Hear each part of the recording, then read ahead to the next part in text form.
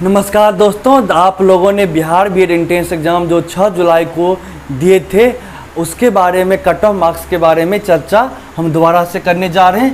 देखिए, पहले हम चर्चा करेंगे क्वालिफाइंग मार्क्स या पासिंग मार्क्स, यानी बिहार बीएड एंट्रेंस के लिए पास होने के लिए कितना मार्क्स ज़रूरी है। देखिए, जो जनरल में आएंगे, जनरल कैटेगरी में EWS छोड़ के उनको चाहिए 35% मार्क्स, यानी 120 का 35% हो गया 42, जबकि OBC, EWS, SC, ST के लिए चाहिए 30% मार्क्स, यानी आपको चाहिए 36 मार्क्स। ये हो गया, ये कहानी खत्म।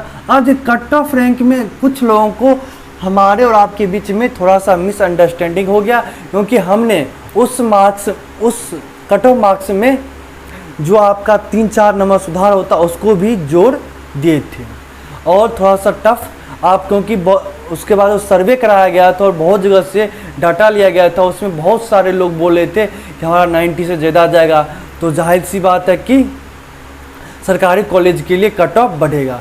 लेकिन फिर हमने दोबारा और सब बहुत जगह से बात किया तो पता चला कि कुछ बच्चे हैं जो जानबूझ के झूठ भी बोल रहे हैं, तो उन सब बातों को रखते हुए फिर से पुनः कट ऑफ को देखेंगे। तो पहले देखिए टॉपर मार्क्स। टॉपर मार्क्स आप 100 प्लस रखिए, आपका कम से कम 2 या 3 जाएगा ऐसे करके, या 100 बहुत इधर होगा तो 99 से लेके टॉपर मार्क्स 100 से 103 के बीच में रहने की संभावना है। अब देखिए, टॉपर मार्क्स के बारे में चर्चा कर लिए। अब जो सरकारी कॉलेज होगा, देखिए बॉयज़ के लिए और गर्ल्स के लिए दोनों में अंतर है, क्योंकि बॉयज़ के लिए 5 सरकारी कॉलेज है, 5 सरकारी कॉलेज है, जबकि गर्ल्स के लिए 2 रिजर्व है, मतलब गर्ल्स के लिए 7 हो गया। ठीक, उसके बाद एक समस्तीपुर वाले कॉलेज का शायद ख़त्म हो गया है, वो गवर्नमेंट कॉलेज है नहीं, उसका ये निरस्त कर दिया गया registration, Samastipur government BEd college का। तो देखिए, अगर सरकारी कॉलेज का बात करें, अगर जो आपका अभी जो सही मार्क्स नहीं हुआ उसको नहीं जोड़ रहे हैं, तो मेरे ख्याल से इसका बॉयज के लिए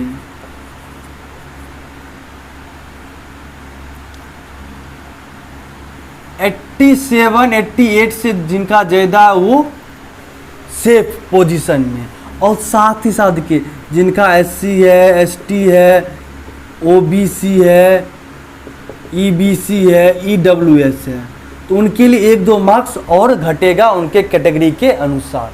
तो मोटा मोटी अगर कैटेगरी को भी जोड़ दें तो आप 87, 86 मोटा मोटी है, देखिए मतलब 85 के आसपास आप कह सकते हैं कि जिनका बॉयज लोग हैं, क्योंकि एग्ज़ाम का लेवल टफ रहा है, तो 85, 86 जो है तो वो सेफ जोन में 1-2 मार्क्स आगे पीछे हो सकता है। अगर गर्ल्स का बात करें तो देखिए, एक बात और जो इम्पोर्टेंट बात बताएंगे, देखिए इस पर भी ध्यान दीजिए। गर्ल्स का बताते हैं, गर्ल्स का पहले बता देते हैं। अगर गर्ल्स का अगर मार्क्स का चर्चा करें तो हमको लगता है 82 से जिनका ज़्यादा होगा, अभी जो जोड़ रहे हैं वो सेफ पोजीशन में हो सकता है 82, 83। एक बात और, आप इस बात को बहुत अच्छे समझिए, अगर 99 से 100 के बीच में अगर 50 बच्चा है, तो आप ये मान के चलिए कि जिनका 90 से 95 होगा बीच में, कम से कम वैसे आपको मिलेंगे 100 आदमी, कम से कम। मतलब एक एग्जांपल दे रहे हैं, अगर आपका 85 से 90 के बीच है, तो आप कम से कम 200 से 300 इस एवरेज में रहेगा। अगर 99 से 100 के बीच अगर 100 आदमी है तो ये 2 गुना हो जाएगा, ये 3 गुना 4 गुना हो जाएगा। इसलिए कट ऑफ रैंक जैसे जैसे मतलब आप टॉपर से दूर भागिएगा, उससे उससे आपका चांस कम होते जाता है। इस बात को आप समझिए। अगर इसमें फिर अगर आप 2-3 नंबर ऐड कीजिएगा तो इस हिसाब से आप उसको ध्यान रख सकते हैं। अभी हमने उस नंबर को ऐड नहीं किया था, उस समय हमने ऐड कर दिया था। अभी जो आपका नंबर बढ़ेगा उस पे आप आगे खुद जोड़ सकते हैं, जब जिस हिसाब से मार्क्स बढ़ेगा 3 से 4 मार्क्स आपका बढ़ जाएगा। क्योंकि पिछले बार भी गलत ऑप्शन दिया गया था, तो फिर उसको आंसर की में सुधार हुआ था। चलिए ये समझ में आ गया। अब कॉन्स्टिट्यूएंट कॉलेज का देखते हैं। जो कॉन्स्टिट्यूएंट कॉलेज है उनका हम 75 से 80 मार्क्स जो जिनका अभी आ रहा है उस हिसाब से उनको मिल सकता है। क्यों? क्योंकि देखिए पिछला बार जिनका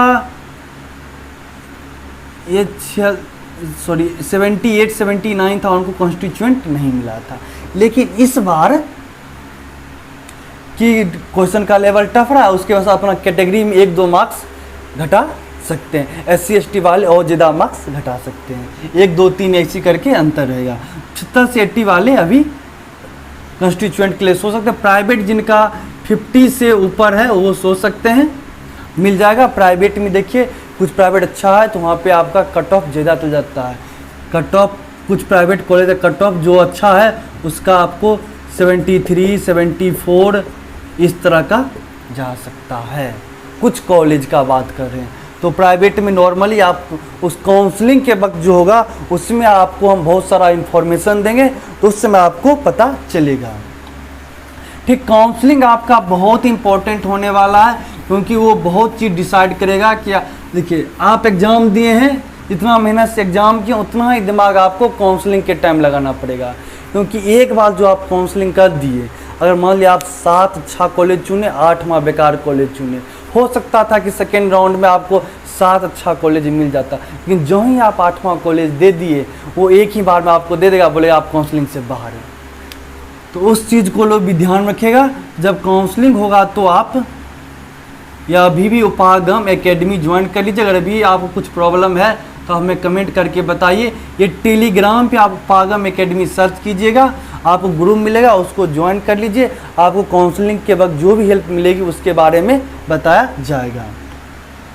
ठीक, अब देखिए हम कहते हैं कि रिजल्ट डेट 21 जुलाई को आएगा। आपको जो काउंसलिंग डेट है 25 जुलाई से 4 अगस्त तक चलेगा और इसी दिन आपको शायद रैंक जारी करेगा। रिजल्ट के दिन आपका रैंक नहीं बताएगा। काउंसलिंग डेट ये 25 जुलाई के दिन आपका रैंक पता चलेगा। ये काउंसलिंग 25 जुलाई से 4 अगस्त चलेगा। पहला अलॉटमेंट लेटर आपको 11 अगस्त को आएगा कि आपको किस दिन एग्ज़ाम, ये आपका कॉलेज कौन मिला, ये आपको 11 अगस्त को पता चलेगा। देखिए आपको बहुत सारे, देखिए हर का सोर्स अलग अलग होता है। तो आप अभी जब तक रैंक नहीं आ जाएगा, जब तक रैंक नहीं आ जाएगा तब तक आप कंफर्म नहीं कह सकते हैं। देखिए आप देखिए जिनका, अगर बॉयज में अगर हम जनरल का बात करें तो जिनका 500 रैंक के अंदर है उन्हीं को मिलेगा बिहार बीएड सरकारी कॉलेज। अगर ओबीसी का बात करें, ईबीसी का बात करें तो मेरे ख्याल से इनका बीसी का जाएगा कितना 800 के आसपास, जबकि ईबीसी का जा सकता है 1400-1500 रैंक तक। अधिक SC ST का कुछ ऐसा सरकारी कॉलेज है जहाँ पे 3-4 हज़ार तक चल गया है रैंक। वो सब जनरल रैंक होगा, तो इसलिए आप रैंक का वेट कीजिए। जब आपका रैंक आ जाएगा, किस हिसाब से रैंक दिया जाता है उस हिसाब से एक और वीडियो बनाएंगे और उसमें आपको कन्फर्म बताएंगे कि किस आधार आप किस कॉलेज के लिए काउंसलिंग करें, क्योंकि आपको 11 कॉलेज के लिए ही मौका मिलेगा। इसलिए अपना रैंक कार्ड का वेट करें। लेकिन ये जो आपको बताएं कट ऑफ मार्क्स वो आप एक बार देख लें और बस उसके बारे में ज़्यादा सोचना नहीं है। जिनको लग रहा है कि मेरा एग्ज़ाम ज़्यादा ख़राब गया है तो DLED का तैयारी कर सकते हैं। हमने DLED के बारे में भी इंफॉर्मेशन दी हुई है, सिलेबस बताया हुआ है।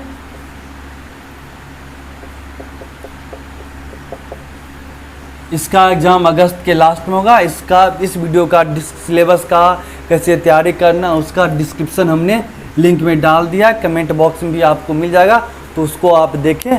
और हाँ, इतना टेंशन नहीं लेना। आप लोग कभी कहा ना बहुत ज़्यादा टेंशन ले लेते हो, तो ठीक है आज के लिए इतना रहने देते हैं। ठीक है, थैंक यू।